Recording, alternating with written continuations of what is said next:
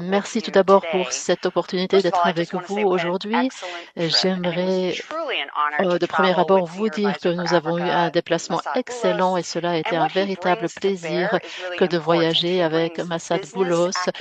Ce qu'il apporte, c'est son sens des affaires et également son expérience très vaste du continent.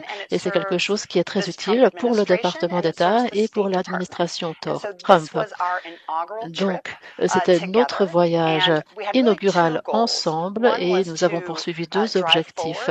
L'un a été d'essayer d'instaurer davantage d'élan autour d'un accord de paix et d'un processus de paix dans l'Est de la RDC et deuxièmement d'apporter des investissements américains dans la région des Grands Lacs. Ce sont deux priorités de premier rang pour l'administration Trump en Afrique et je suis heureuse de vous dire que des progrès importants ont été réalisés sur les deux fronts. Je donne maintenant la parole au conseiller principal, M. Boulos, pour davantage de détails et un récapitulatif de ce voyage à 4 étapes. Merci. Merci, Corina. Ce voyage a été très productif et je suis très reconnaissant à tous les pays, à tous les dirigeants qui nous ont accueillis. Cette initiative reflète l'engagement du président Trump envers l'Afrique ainsi que son désir d'obtenir une paix régionale. Les efforts de notre équipe sont le fruit de sa vision, une vision d'une Afrique ancrée dans des opportunités économiques partagées et non pas dans le conflit. Le président Trump croit fermement que toutes les parties concernées sont prêtes pour la paix. Et il attend maintenant que toutes les parties démontrent cette volonté par leurs actes. J'aimerais souligner trois résultats saillants du déplacement de notre délégation.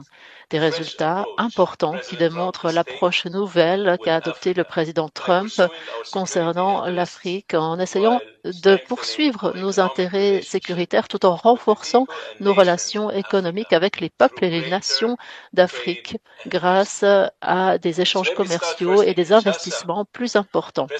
Tout d'abord, à Kinshasa, le président Tshisekedi et moi-même avons discuté de la voie à suivre en stimulant les investissements du secteur privé en RDC, en particulier dans le secteur minier. C'est un objectif commun qui rend nos deux pays plus prospères. Bien sûr, nous avons besoin d'un environnement plus stable pour atteindre cet objectif et le président Tshisekedi est fermement engagé également envers cet objectif. Deuxièmement, nous avons également réalisé de grands progrès sur le plan sécuritaire. Suite à nos discussions avec les parties au conflit, le M23 s'est retiré de la ville de Walikale. Il s'agit d'une étape importante et ce type de mesure est absolument essentiel pour instaurer une confiance. C'est également une preuve de bonne volonté qui permettra la poursuite des négociations de paix. Depuis sa prise de fonction, le secrétaire d'État Rubio s'est entretenu avec M. Kagame, le président rwandais, avec le président de la RDC, M. Tshisekedi, pour demander un cessez-le-feu immédiat dans la région et pour que toutes les parties respectent la souveraineté et l'intégrité territoriale. Le secrétaire d'État s'est également entretenu avec M. Tete, le ministère angolais des Affaires étrangères, et avec M. Ruto, le président kényan, au sujet de la quête d'une solution diplomatique à la crise. Je remercie toutes les personnes qui ont participé de bonne foi à ces discussions, mais tout cela, malheureusement, ne suffit pas. Nous avons aujourd'hui une opportunité de réaliser la paix et c'est quelque chose que nous n'avons pas eu depuis des années. J'espère que les parties impliquées prendront des mesures audacieuses pour que cette possibilité se concrétise. Je réitère également notre position selon laquelle le Rwanda doit cesser tout soutien militaire au M23 et retirer toutes les troupes rwandaises de la RDC, de son territoire. Je suis convaincu que les parties concernées vont trouver une manière de parvenir à cette fin rapidement. Finalement, nous avons pu finaliser le transfert sous la garde des États-Unis de citoyens américains qui avaient été détenus en RDC en lien avec les événements du 19 mai 2024. Merci pour votre attention.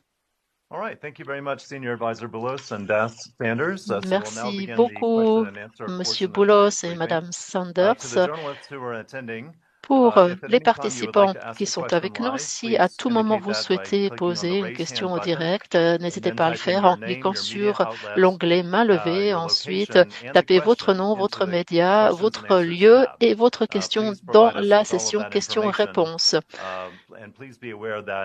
Et rappelez-vous que tout ce que nous pouvons voir de notre côté, c'est simplement votre identifiant Zoom. Donc, cela ne nous indique pas qui vous êtes et quel est votre média. C'est pourquoi nous vous prions de bien vouloir noter ces indications lorsque vous tapez votre question dans l'onglet questions-réponses. Pour les personnes qui nous suivent en français, vous pouvez également taper vos questions en français dans l'onglet questions-réponses. On vous prie de bien vouloir vous limiter à une seule question et de veiller à ce que vos questions portent sur le sujet d'aujourd'hui, à savoir le déplacement de M. Boulos et Mme Sanders en Afrique. Pour la première question, j'aimerais qu'on passe à M. Moses Gaigi, AFP, Afrique de l'Est, Rwanda. Sa question est la suivante. Est-ce que Washington souhaite soutenir Kinshasa pour mettre un terme au conflit et si oui, quel type de soutien? Merci pour la question. Les États-Unis vont envisager tous les moyens diplomatiques et économiques utiles pour progresser vers la paix. C'est dans l'intérêt des États-Unis de promouvoir la paix et d'essayer d'obtenir une stabilité dans la région. Ce conflit sévit depuis beaucoup trop longtemps, cela fait plus de 30 ans et il est vraiment temps de mettre un terme à ceci. Les États-Unis ont une grande série d'outils à leur disposition qui peuvent être utilisés à cette fin et nous espérons que grâce à cela, nous allons pouvoir obtenir une paix permanente et finalement une stabilité dans la région. Merci. Question du Sénégal maintenant. Monica de Associated Press. La question est la suivante. Est-ce que vous êtes préoccupé par le fait que les pays africains se rapprochent de la Chine et de la Russie? Comment les États-Unis envisagent-ils de contrer l'influence de la Chine et de la Russie dans ces pays? Merci pour cette question. Tout d'abord, ce que j'aimerais dire, c'est que je ne peux pas entrer aujourd'hui dans les détails concernant la Chine et l'Afrique parce que ce n'est pas le sujet d'aujourd'hui. Mais ce que je peux vous dire, c'est que America First, l'Amérique en premier, promeut les investissements et les progrès technologiques qui, en fin de compte, vont servir les intérêts du continent africain. Nous visons également des intérêts sécuritaires et économiques en soutenant les entrepreneurs, les entreprises, les exploitants agricoles. Les politiques America First bénéficient à tous les Américains et nous sommes tous dans une situation plus sûre lorsqu'il y a des investissements forts dans les pays. Nous souhaitons également créer des emplois, élever les salaires et faire revenir des industries aux États-Unis. Le président a été très clair pour dire qu'il fallait trouver un point d'équilibre dans les relations commerciales et protéger les intérêts sécuritaires et économiques des États-Unis. Et si cela entre dans ce cadre, nous allons accueillir cette coopération, bien sûr. Merci beaucoup, Madame Sanders. Un petit rappel aux journalistes pour leur demander de bien vouloir utiliser l'onglet questions-réponses pour leurs questions et non pas le chat, parce qu'on regarde l'onglet questions-réponses et non pas le chat. Je vois quelques mains levées et j'aimerais qu'on puisse donner la parole à Africa Bazaar Magazine, Sequoia, monsieur ou madame Sequoia. Hi, good morning. Can you hear me? Yes. Merci. Thank you very much for taking my question. Kemi Osukoya, merci de me donner la parole. Vous avez mentionné avoir rencontré plusieurs des dirigeants africains. Ma question est la suivante. Est-ce que vous avez été accompagné de représentants du secteur privé américain lors de ce déplacement? Et j'aimerais savoir également quel est votre avis de ce qu'a fait l'administration précédente concernant le dialogue avec le secteur secteur privé en Afrique. On aimerait avoir des éléments spécifiques, s'il vous plaît. Oui, merci beaucoup pour cette question. C'est un point très important que vous soulevez. Comme vous le savez, notre initiative et les discussions que nous avons eues en RDC et dans d'autres pays de la région, parce que nous avons eu des discussions similaires avec le Rwanda, avec l'Ouganda et avec le Kenya, et avec d'autres pays également.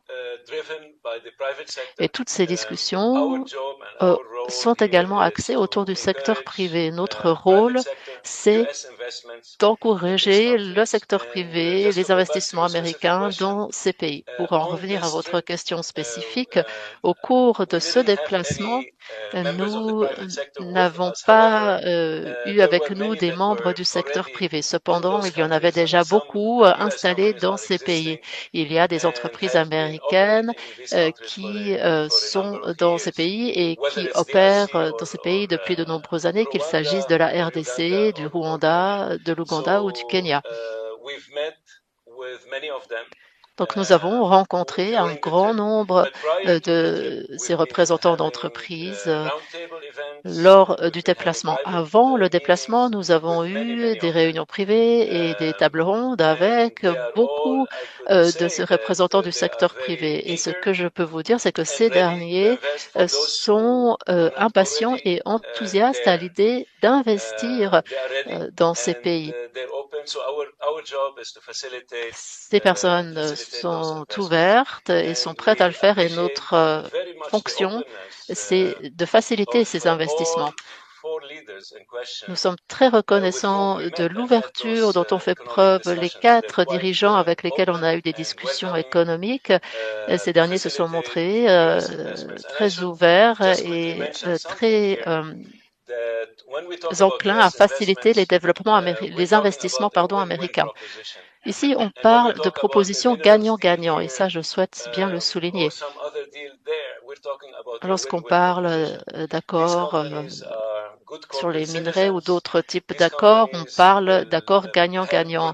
Ce sont des entreprises qui sont de bons citoyens, des entreprises citoyennes de grande qualité et qui vont en fait aider également les pays dans lesquels elles sont installées. Ce sont des entreprises qui suivent les règles et la loi et les réglementations, qu'il s'agisse de réglementations environnementales, de lois sur le travail ou d'autres types de lois fiscales ou d'autres natures. En même temps, ces entreprises sont également tenues de respecter la loi américaine en ce qui concerne l'environnement, le travail des enfants, la fiscalité, la corruption et beaucoup d'autres aspects encore. Donc ici, on parle d'entreprises qui vont apporter une valeur ajoutée et qui vont protéger les intérêts des populations qui habitent dans ces différents pays. Merci, Monsieur Boulos. J'aimerais rebondir sur cette dernière série de questions qui ont été posées dans l'onglet questions-réponses. Simon Marks de Bloomberg News à Nairobi nous pose la question suivante. Est-ce que vous pourriez élaborer sur les termes d'un potentiel accord sur les minerais entre les États-Unis et la RDC? Question similaire du New York Times Sénégal, qui aimerait en savoir plus sur ce potentiel accord sur les minerais. Quel est l'objectif des États-Unis dans ce tel accord? La Chine, à l'heure actuelle, domine ce secteur. Qu'en est-il? Voilà, donc ce sont des questions qui demandent un peu plus de détails sur la possibilité d'un accord sur les minerais. Merci. L'accord sur les minerais est en cours de discussion et de négociation avec les autorités de la RDC. Et comme je l'ai dit, on a des discussions similaires avec d'autres pays adjacents, des pays de la région en tout cas. Le but, comme je l'ai dit, c'est de faciliter les investissements du secteur privé et en même temps fournir un soutien complet parce que les États-Unis ont plusieurs plateformes, institutions et organisations qui soutiennent Par exemple DFC, la Banque Exim et d'autres institutions qui fournissent un soutien important. Ces institutions sont absolument prêtes à soutenir le secteur privé en Afrique, qu'il s'agisse du secteur de l'extraction minière ou d'autres secteurs. Mais surtout, de manière plus importante encore, dans le secteur des infrastructures. On se réjouit de voir des avancées en matière d'infrastructures, en particulier en RDC.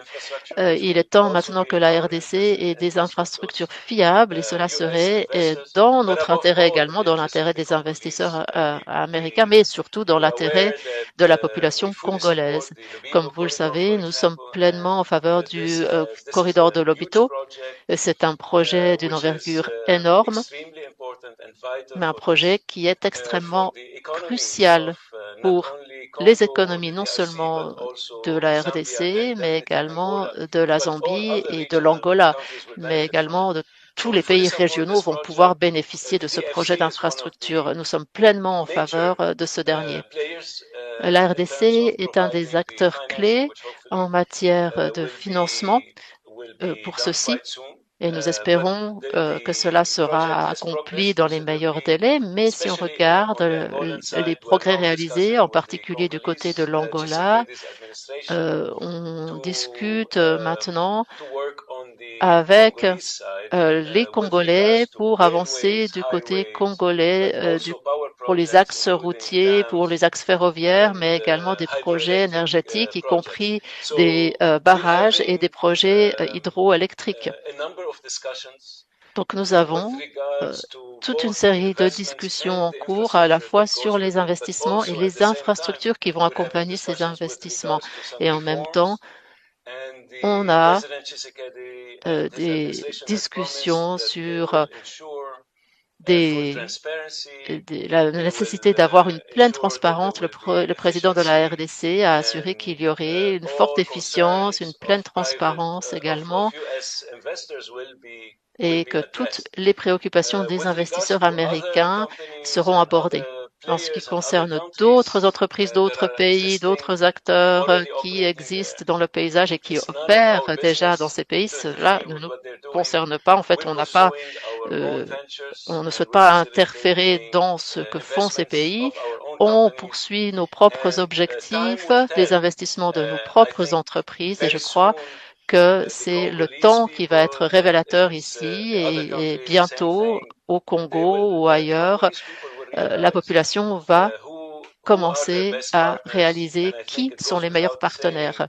Et là, je crois qu'il n'y a pas l'ombre d'un doute que ce sont les États-Unis qui vont s'avérer être les meilleurs partenaires. Et ce que nous aimerions souligner, c'est que tout ce que fera les États-Unis en matière de soutien gouvernemental et activité du secteur privé, ce sera toujours dans le cadre d'une vision gagnant-gagnant. Merci beaucoup, Monsieur Boulos. Je propose qu'on passe maintenant à certaines des questions plus politiques ou sécuritaires. Pearl Matibé, est-ce qu'on peut commencer avec vous pour poser votre question en direct? Pearl Matibé du Premium Times au Nigeria. Thank you so much, Johan. It's good to talk Merci to you beaucoup, again. Johan. Happy 2025. I haven't chatted to you in a little bit. Et salutations à Johan. Et très bonne année 2025. Karina, thank you so much for your Merci I really appreciate it. à tous pour ce que vous faites. Merci à Monsieur Boulos et à Corina. J'ai été très heureuse d'entendre votre présentation aujourd'hui. Ma question est la suivante. À la lumière du retrait des forces régionales de la communauté de l'Afrique de l'Est et de la communauté de l'Afrique australe de la RDC, comment l'administration Trump compte-t-elle combler le vide sécuritaire, en particulier face aux défis auxquels la mission de l'ONU MONUSCO est confrontée et l'augmentation de l'empreinte de l'État islamique en RDC? Merci. Merci, Pearl, pour cette question importante que vous nous avez posée. Vous avez parlé de la MONUSCO et vous avez parlé